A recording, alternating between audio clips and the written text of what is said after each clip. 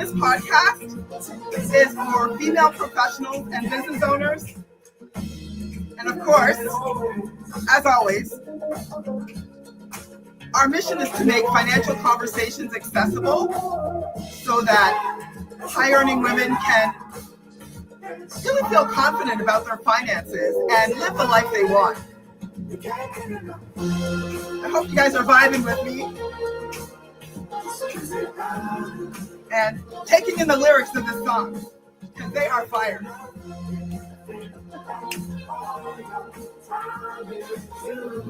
So I don't know how many of you know this band. We are actually listening to the sounds of Jungle, and they're actually one of my favorite bands right now. I've been really digging deep into all of their music, and the song is called Busy Earning, if you can believe that. If you are a Jungle fan, please feel free to drop an emoji, man. I'm not a Jungle fan, but I am a fan of being busy earning. Oh, good, Eleanor. Honestly. So many of us actually want to be busy earning, right? And living productive lives. But what can get in the way of this is that little voice inside of us that says we don't have what it takes. We don't deserve the success that we are seeking. And that sentiment resonates with so many high-earning women. I hear from all of you. And so, of course, I'm talking about imposter syndrome. If you've ever felt like a fraud in your accomplishments or doubted your capabilities, this episode is for you. We're going to explore bold moves women can make, not only to confront those feelings of inadequacy, but also to really, for this important conversation, I wanted to have somebody who kind of been there, done that, seen it all, right? Confidant community. And I'm really grateful to have Eleanor Beaton, founder of Safi Media and Women Owned, the growth podcast for women entrepreneurs. So I'm really excited to have you here, Eleanor, but let's set the stage, right? You're successful, you've achieved a lot, and yet there's that nagging voice in your head that whispers, you don't belong here. Does that sound familiar? Imposter syndrome can be such a prevalent thing among high achieving women, and it can really hold you back from fully embracing the success that you deserve and really taking those bold steps in your business. Now, I've gotten a chance to have a front row seat to seeing your meteoric rise, actually, to success over the last 2 years. And I'm really grateful to have had you as my business coach. It really kickstarted my business. So I would love if you could share a little bit about your personal journey with our community of high-earning women. I'd be so honored to, and I'm just so honored to be here with you, Jackie, and with this community. So, I have been an entrepreneur for 20 years. Safi Media, this is a company that's together with my colleagues. We have a team of 9 full-time people. Wow. We're on a mission to double the number of women entrepreneurs who sustainably scale past $1 million in annual revenue. So that is our goal. We do that through storytelling. I really feel like you have to see it to be it. I think that helps with the imposter syndrome part, and we can talk about that in a minute. 100%. Through entrepreneurship education and also through business coaching. So my journey to this, actually, I'm an accidental entrepreneur. You're an accidental financial person. Don't worry. Yeah, right? I didn't when I was growing up, entrepreneurship wasn't cool the way it is now. And I can remember when I started my first business, which was a communications consulting agency. I remember a lot of my friends and kind of neighbors and people around me thought that I was doing it because I was underemployed. Now it's the whole people want to have a business so they can control their hours and work less, which makes me laugh so hard. I know. I was going to say so hard. I know. I'm maybe want to choose something different. But so I sort of started that communications agency, and in that business, it was a wonderful business while I was having my kids, while I was growing, growing my family. But ultimately I was the business, like I was the labor. Yeah. I just did everything. And I didn't have access to the right kind of tools and supports actually to help me see how I could turn this business where I was the labor. And that's actually so many women-owned businesses start as the woman being the labor and the mastermind. And I didn't have the resources and tools to help me transform that into a thriving business that could be bigger than me. And so really the journey of Safi Media is the journey of somebody, i.e. me, whose primary skill is learning, translating those learnings into really actionable tools and steps, and then having the sort of storytelling skill to be able to share those with the world. And that's how I was able to take my own learnings and lessons. How do I take my own skill set and turn it into something that's bigger than me? How do I let go of control? How do I teach people to do what I do? And how do I have the confidence to be able to stand not just for my labor, but also for my assets and the things that and the systems that I create? So that's kind of the story of Safi Media, how I've been able to, to make that transition and then share very practical pathways for other women entrepreneurs in particular to be able to do the same. I love it when you're talking about like a thriving business that's bigger than you, right? Like that's a bold thing right there, because I think there's so many business owners, female business owners in particular, that are trapped in that endless cycle of being chief cook and bottle washer. Like, and it's hard to even decide what to do first, right? Before the dishes start again, you're cooking again. And anyway, it's a really vicious cycle. And I think it's so amazing that you're telling those stories, and so more women can see what's possible. So let's talk a little bit about this whole bold moves idea, right? Because I think sometimes the idea of bold moves can be different for different people. So what do you consider a bold move in your business? And can you share one that had an example that was a really big impact to your business? So to me, a bold move is something, it happens anytime you risk something you have, something you've built, or your definition of who you are. Ooh, that's good. Juicy, girl. Right? That's juicy. Yeah. You put one of those things or some combination of those three, you put them on the line in order to pursue something that you want to become or have or do. Do you mind saying that again? Because it's so important. Yeah. So a bold move is anytime you risk something you have, some definition of who you are, or something, right? Something you have, something you've done, or some definition of who you are. You put that on the line in order to pursue or get something that you want to become or something that you want to have. So it's about risk.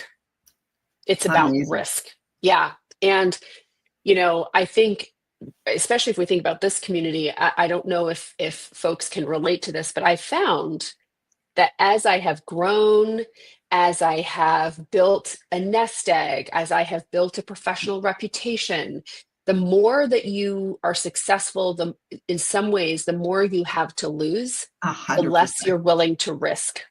And so we get less and less bold, and we spend more energy protecting what we have versus pursuing what we want. And so I think this is such a critical conversation for women, especially established women, who have shit to lose, who have stuff to lose, excuse me.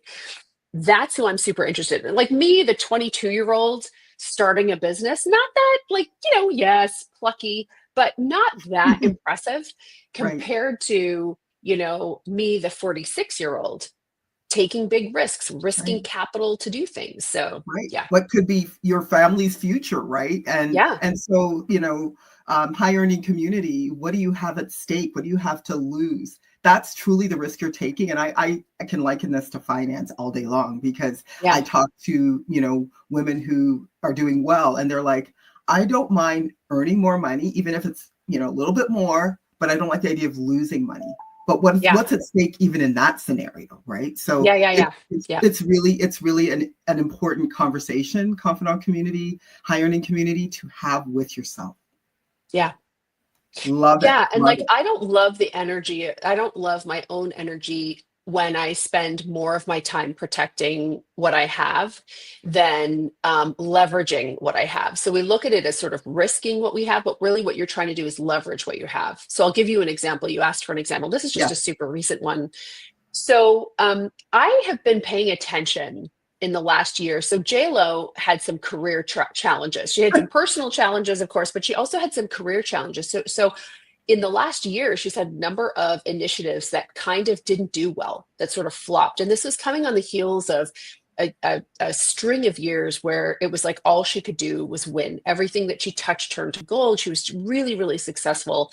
Then she has some professional challenges in 2024, some, a big, some big productions flopped, just a number of things. And Never I mind read a really, personal challenges, never right? mind personal. Exactly. Exactly. So the thing that was interesting to me is I read an article that was talking about, it was analyzing these challenges, and it was pointing out that Lo actually doesn't have a posse. She doesn't really have a community. So for instance, if you think about Taylor Swift and Beyonce, they Right. very famously and notably supported each other's the launches of their sort of tour movies.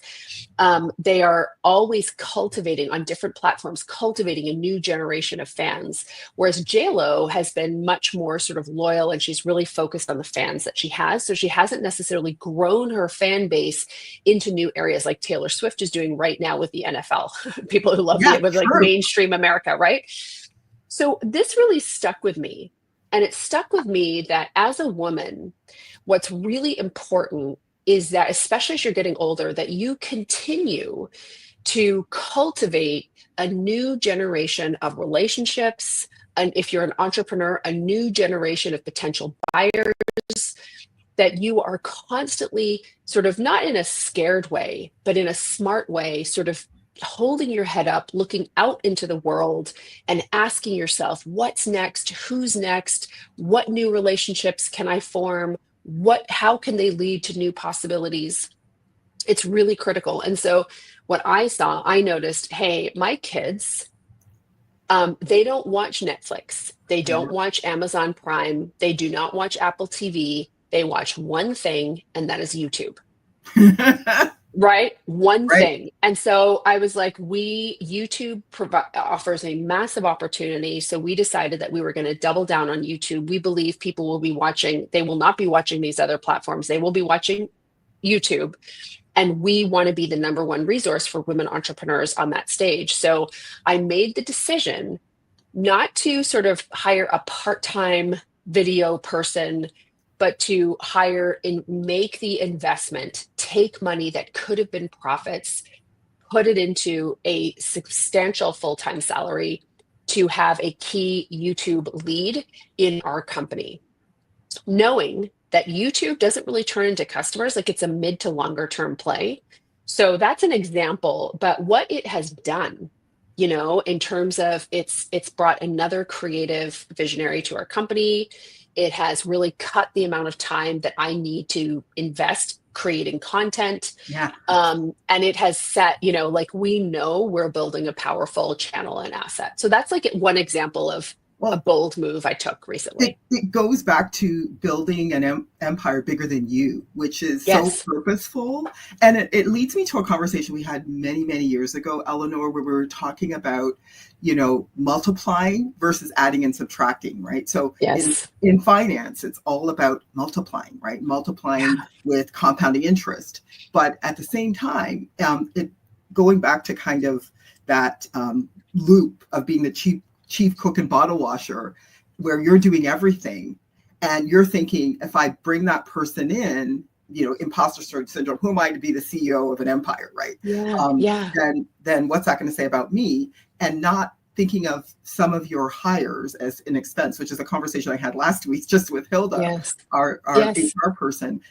Thinking of that higher HR issue, that matter as an expense. So hiring somebody new as an expense versus an investment, that's not going to just be a cost to your bottom line, but help you to multiply your results and build the empire you're talking about. So that is such a bold move because it's a personal risk, right? It's that personal risk you're talking about where, that could have been money for your family and, for your future that, if you're seeing it as an expense, then it is that risk. But if you're seeing it as a something that's going to leverage you to multiply your results and build that empire where you're helping more bold women make bold moves like yourself, then it's an investment. It's an investment, right? Well, and I think it loops back to this truth, which is that women-owned businesses, and I know not everybody listening to this, by the way, is a woman business owner, but right. I think some of the principles might apply. You know, we know that women-owned businesses are less capitalized than their male counterparts, which means it just means that we tend not to invest as much money in our growth. And there's a lot of reasons for that. And some are like we can't necessarily get the loans, or the types of businesses that we get don't allow us to get the same type of financing.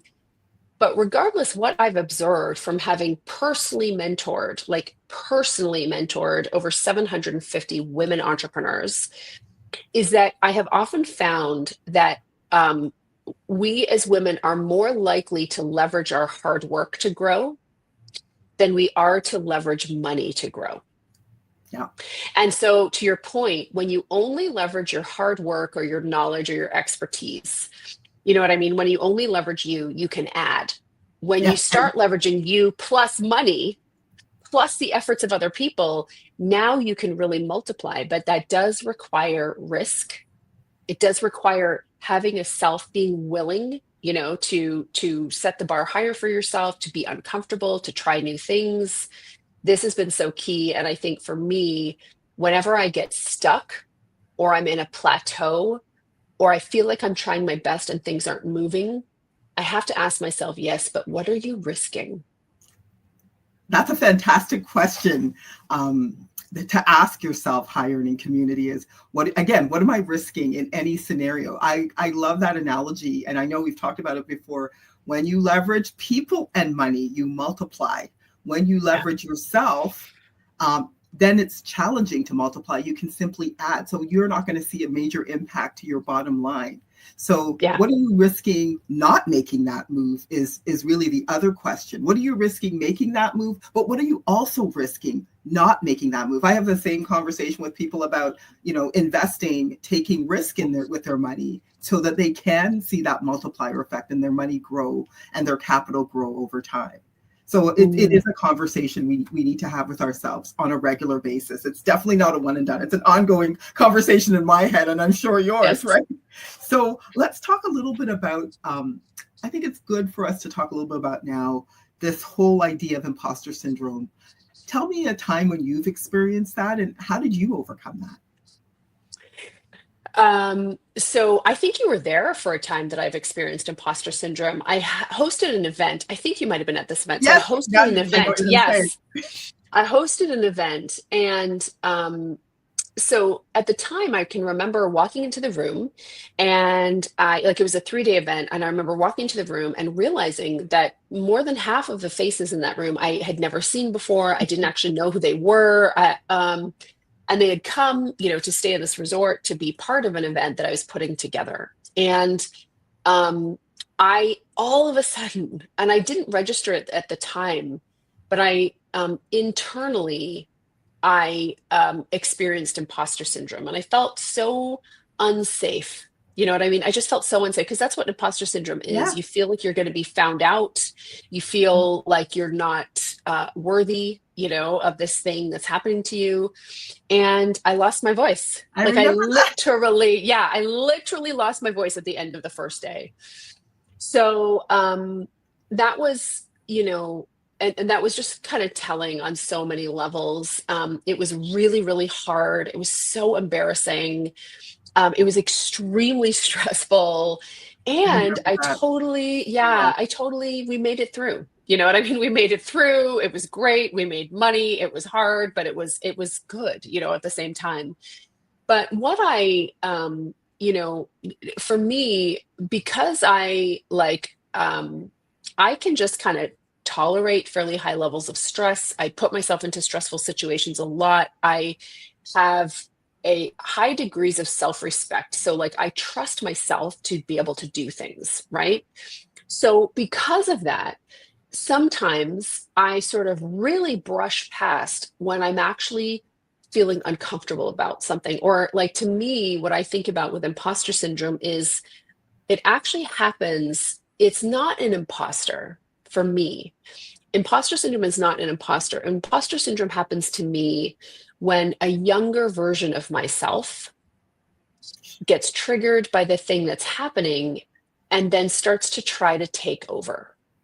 Ooh, So right, so it's like you get into a situation that you feel is the however old I was, let's say I was like 30, 37 or 38 at the time. My 37 or 38-year-old self felt fully incapable of doing it. But my 7-year-old self, my 7-year-old self who experienced racism, who experienced bullying, who right. knew it wasn't safe to be around, like just didn't feel that this was safe at all. Somebody could be talking badly about you, somebody could say something mean about you. That little girl did not feel safe. And so she shut it down. You know what I mean? She just shut it all down. And Right. and that was the person who was running the show. And at that time, what I did, I only knew how to muscle through. And when you have no voice, you can't muscle through. What I didn't have the skill of was when I start to feel imposter syndrome, like being able to check in, being able to understand with a lot of, self compassion and grace, hey, who is it that's feeling uncomfortable? And what's going on, and what do they need? And how can I also communicate to that little girl inside me with love and firmness? We totally want you here with us. Oh And man. you are not, your job is not to run this event. Thank you. That's my job. I've totally got it. You're safe. Everybody's fine. So I think, like, you asked, do I experience imposter syndrome anymore? No. What I experience is I'll experience the discomfort. I have the tools to be able to see what it is. And I also have the tools to be able to sort of handle it and work with it. And that came from having such a brutal experience, where I was like, something's going on. I can remember talking to a voice coach. He's like, there's no physiological reason for you to be losing your voice, which just made it worse. I was like, okay, great. I'm a head case. All right, fine. Thank you. Yeah. But I hope this is helpful. I think, it's a beautiful thing because what we know about the heroine's journey is that the heroine, she gets to the place where she gets the thing that she wants and she looks at it and she's like, oh, is this it? And from there, she goes on a journey inward to sort of integrate all of the parts of herself. And I think so many of us, we have these inner parts of ourselves that we have sort of squashed in our pursuit of Agreed. success. And I think for me, you know, we talked about defining success, but full success is being able to express the fullness of who I am and my potential and do it in a way where I can make room for myself at the table. Yeah, and I what I hear from that, Eleanor, is like, thank you for sharing that. That was really inspirational because I just think figuring out who the voice is that's talking to you, because sometimes like I've similar situations where I'm like, it's like my immigrant family saying, why didn't you just get a job? What makes you think you can do this? Like, so I just need to identify who's that voice in my head. Is it mine? Yes. And let me like talk this person down and just put them in their place. You're Yes. running today. It's, the 7-year-old ran the show, but you're like, no, you're not running the show anymore. You're good. Yeah. You're safe. But it's to me really understanding who the voice is and putting that voice in their place so Yeah. that they don't take over that sense of, because who's the imposter? It's these voices telling you who Mhm. you're supposed to be. And you, Yeah. again, having not necessarily sure who they are, if you don't know who they are, they could easily take over, right? It can totally take over. And this is the other interesting nuance to this that I've really uncovered too and discovered is like, so if I know the voice is coming from an earlier version of me, then I work with that. That's right. But sometimes, I had this experience recently where we're pursuing some big milestones right now, and I noticed I was starting to get grumpy. Nothing was good enough. Nobody was doing a good enough job, including myself. Like it was just this weird energy, and I was like, "What's that about?" And I realized, oh, that's not me at all. That's just some weird sort of social dictator stuff, like hard driving, blah, this kind of. And now I know, like when I see that emerge, there's nothing to process. It's just like, oh no, wait, that's not me. Leave. There's nothing to process. Like, no, you need to scoot. This is not me. This kind of energy has nothing to do with me. It's just this kind of social hangover. We're not going to process this. You just need to leave. Ex- Clearly you don't belong here. Yeah. Exit stage left. Excuse me, in my person in my voice, in my head, you do not belong here. Exit stage left. Totally. Yeah. Well, I love that you also define success on your terms as the highest version of you. Is that how you define success at this point? Mm-hmm. Yeah. It's really like, so I make no qualms about the fact that I think women need to pursue really big goals. Like, and I know not everybody believes that, and that's totally cool. That's the beauty of society. We get to, pursue our own goals. But to me, I think that, most people underestimate what we're capable of. Yeah. I believe that big goals require that we transform, not just change. And because of that, right? So because of that, when I pursue big goals, it's not just for what I get on the other side of it, because that's usually not the thing. Like, we think that's the thing that we want, oh, I want $1 million. I want this, I want that. Yes, that's great. But the thing that's really great is the path, who you become, in the process. And it's like, what you've done by pursuing a big goal is you have given yourself an opportunity to find out who you are and what you're capable of. And that finding out is success to me. Yeah, and that makes a ton of sense, because growth isn't just what happens externally, right? It's kind of like our possessions aren't the only growth we have. The growth you have inside is actually truly the growth that lasts. So I really appreciate you sharing that with the high earning community. I would love to know who's your support system? Like, who keeps you on that path of personal self-growth and achieving those big hairy goals and helping your community to do that? Who keeps you on track for all of that stuff? So number one is my husband, Leon. Yeah, for sure. Like, number one for sure is my husband, Leon. For me, it's just been such a beautiful thing to share our life. So we've been married for 21 years. And it's been a really beautiful thing to sort of share a life with a rock of a human, who just has been so consistent in his support of me, and has, I think has supported me and seen my sort of potential. So he's always sort of seen and supported the person I'm becoming, and not just the person that I am today, in addition to things like very practical supports. Like, we have 2 sons, and raising them together, there's so many practicalities around life. We in a household where you have children or obligations, what you will almost classically find is that one partner takes on a more flexible role, and one partner from a professional standpoint is more inflexible. And so I've taken on the more inflexible role. And without that support, I would not be able to invest the time, the energy, and all of that, focus to do what I have done. So first and foremost, he's been the most important sort of support. But then there's other supporters, like my trainer. Yeah, I agree. You know what I mean? I got the same list.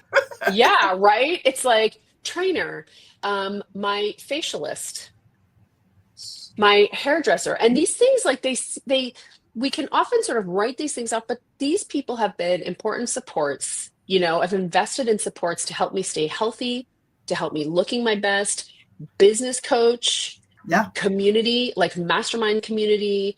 These things have been very important to me, because what happens is it keeps, like, these are the things that both help me help me maintain this baseline of energy and wellness and well-being, and self-respect. But also it's about keeping the door open to an ambitious future that I don't personally always feel that I have the energy to hold that door open. And that's where things like investing in a mastermind community for me, or investing in a coach, these things have been very instrumental and helpful in allowing me to keep that door open between the life I have and the life I'm creating. And so that has been invaluable in terms of support system. No, I know we just were sharing just before we got on this that, picking the right partner as a woman trying to overcome imposter syndrome might be one of the most important things you can do for yourself, confidant community, hiring community, because at the end of the day, doing all this can sometimes be really challenging. Deciding that you want to be an entrepreneur or a hiring woman, you're going to be faced with a lot of challenges. So having the right partner to keep you, your mindset positive. I just read something the other day that talked about that this decision to be in a growth mindset, the decision to pursue something challenging and bold, will be something that you have to keep making a decision on every single day. It's like going to the gym. You can't, it's not like a baseline you can hold, like one and done. That positive mindset and, keeping that positive mindset,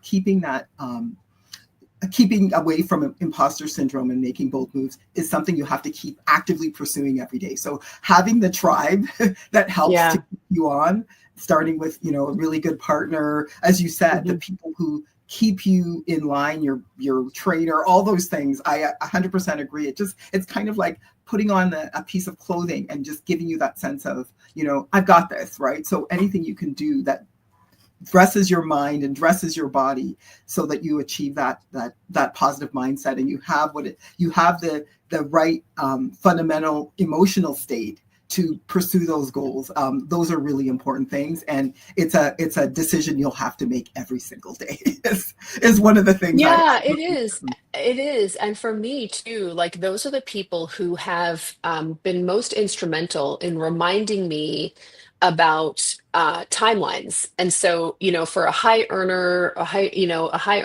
performer, often one of our biggest enemies is our sense of time, and how we'll often measure our growth in very short timelines, which that is what creates hustle culture. So people are like, oh, we should have a 3-day work week. We should have this, we should have that, so that people aren't so overwhelmed. I'm like, I'm not saying that those things aren't effective, but what I am saying is, for me, I can be overwhelmed working 2 days a week. You know what I mean? It's like, it's really about looking at my expectations. So I'll give you an example. Like, I decided a few years ago that I really wanted to be in the best shape I've ever been in my life. I remember that. And so, so I hired a trainer, I started doing all this stuff. And like, I can remember like going to the gym and squatting. And at that time, I'd never squatted more than the 25-pound plates.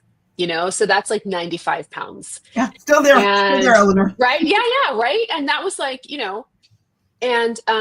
and then so I started, working out with this trainer, and I started deciding, I want to build some muscle. So I started like working on that, and flash forward. And I can remember actually like 4 months ago being like, you know what, I'd love to squat 185 pounds. Like that would just be my goal. I would just love to do this. And then someone's like, why don't you just go for 200? And I can remember being like, oh, that would be such an impossible thing. But it's like showing up day after day after day after day, day after day after day. Girl, I can easily squat 205 pounds, just straight up barbell back squats now. And it's like, and I blow my own mind by now. If I tried to do it a year ago, I probably would have blown out my knees. You know what I mean? Yeah. But by investing in the support system, having that support person continuously remind me, it's about gradual process, but most important, it's about consistently showing up when you don't feel like it, when you're getting frustrated by your progress, when you're, and I can look back and I can like, the weeks you just sort of piss off and don't do the things that you were going to do, you get out of the routine, but you get back. If I measured myself around that, I would think that I sucked. But now I take a look at what I've accomplished, and it's been significant by actually slowing down, blowing out my timelines, like expanding them, and having a much more focus on consistency. So I think this is like I think that's what our community does for us, because we get in our heads and sort of have very skewed ideas of what progress looks like. Yeah, expectations around things happening really quickly and then giving up potentially because it didn't happen fast enough is what I'm hearing from this. Is just take a longer view, manage your expectations, keep on that path, like stay focused on that path. And if you keep consistently showing up for yourself, you'll later look back and see those breakthroughs and recognize, oh my goodness, if I took a longer view, which kind of just leads me to that whole idea of mentally dressing for success, right? Like the whole thing you said about the hairdresser and the Yes. husband and all those things. That's kind of, to me, that whole idea of mentally dressing for success every day. Are you mentally dressing yourself for success every day by, making sure you've got the right tribe around you, the people that can, pour into you so that you can pour into other people? I would love to hear your final thoughts on what you want people from this community to take away, if there's anything about, imposter syndrome and making these bold moves that we all need to make in our business. Yeah.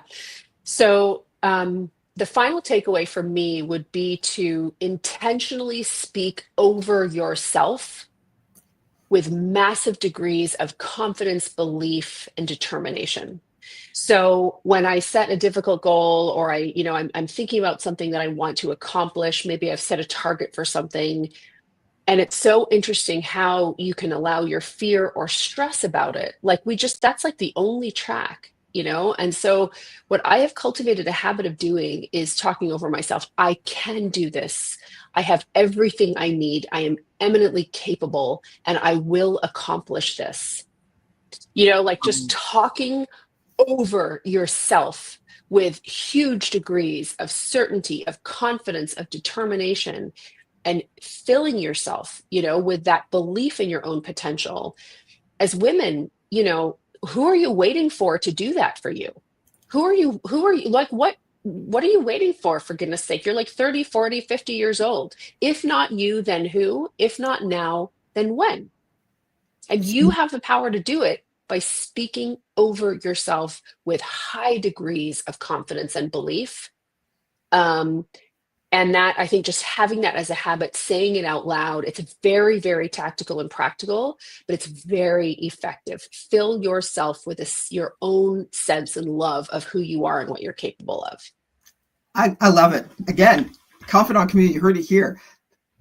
Speak confidence into yourself. It's kind of like that mentally dressing for success, where success requires you to speak confidently, pour into yourself with that same confidence that you probably would give anybody else but yourself, right? We often do that. We're much more likely to pour all of that into someone else. Speak positivity, speak confidence, speak certainty into somebody else more than we are ourselves. So why not you, as you said profoundly, Eleanor? Why not you? Remember, like, acknowledging that you have this isn't not bragging. It's about owning your worth. And I think when you recognize and just celebrate that you've got this, it just helps you to reinforce that confidence you're talking about and reminds you of what you're capable of. And I think this practice of pouring into yourself can be so transformative, and just challenging that inner critic. We all have them, and we just need to know who they are.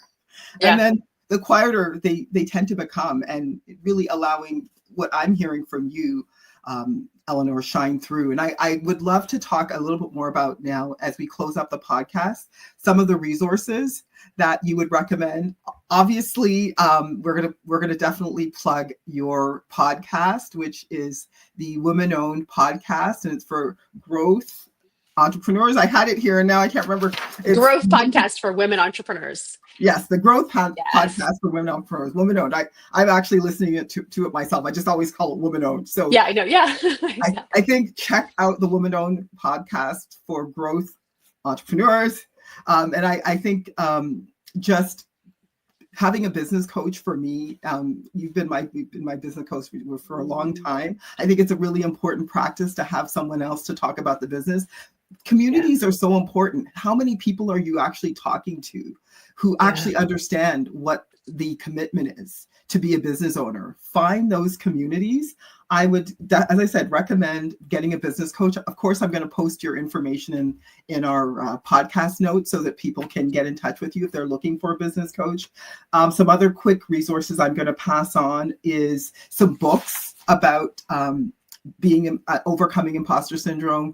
One of the favorites I have is the one by Brene Brown. I think you know the one I'm going to talk about, right? So good. She has so many, but really the one that I love, that I think is great for this podcast, is Dare to Lead.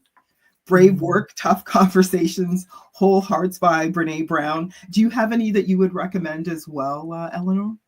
Yeah, I mean, I love her book, The Gifts of Imperfection. That's a great one too. Yeah, it's just one of my favorite books around just sort of wholeness. And I would also recommend the work of a woman named Hiro Boga, Ooh, Hiroboga.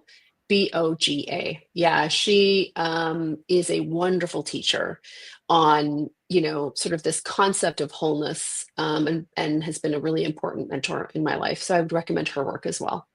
amazing. Well, so there you Yeah. have it, confidant community, high earning community. We've talked about bold moves high earning women can make to overcome imposter syndrome, own your achievements, seek out mentorship, and challenge that inner critic that Eleanor was talking about. So I think it's time to just step into your power. Remember, you wouldn't be there if you didn't earn your place at the table, and your contributions are so valuable.